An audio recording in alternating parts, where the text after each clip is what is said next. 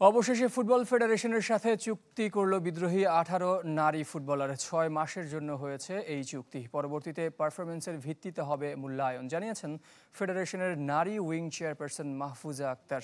নতুন চুক্তিতে 13 ফুটবলারের বেতন বেড়েছে 5,000 টাকা করে। বসুন্ধরা ডায়াপেন্ট এখন আরো উন্নত। এই hot air through top sheet দ্রুত শোষণ করে সোনামণিকে দেয় কোমল অনুভূতি।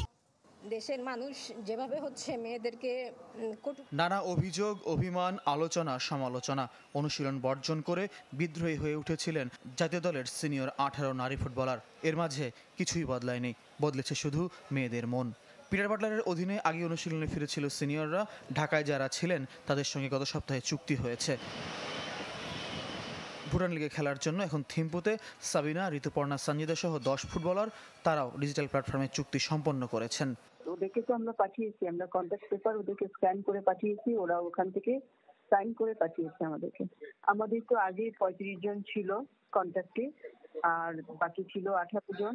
সে 18 জন এখন কন্ট্যাক্ট হয়ে গেছে। অল্প হলেও বেতনও বেড়েছে মেয়েদের। সাবিনা, মাসুরা সহ যে 13 ফুটবলার 50,000 টাকা করে বেতন পেতেন তারা পাবেন 55,000 করে। সবার সাথে চুক্তি 6 মাসের, পরবর্তীতে পারফরমেন্সের ভিত্তিতে হবে মূল্যায়ন। স্যালারি বেড়েছে বলতে ওদের 50 করেছিল, এখন 55। এখন যে চুক্তিটা হয়েছে 6 মাসের জন্য, 6 মাস পরে আবার পারফরমেন্স ইভ্যালুয়েশন করে রিভিউ হবে। ফেডারেশনের সাথে চুক্তিবদ্ধ নারী ফুটবলারের সংখ্যা দাঁড়ালো 53। চুক্তি হলেও সবাই পিটার বাটলারের জাতীয় দলের স্কোয়াডের ডাক পাবেন কিনা তার নিশ্চয়তা নেই। ত্রিদেশীয় সিরিজ খেলতে 27 মে জর্ডান যাওয়ার কথা নারী দলের। ফয়জুল ইসলাম, চ্যানেল 24, ঢাকা।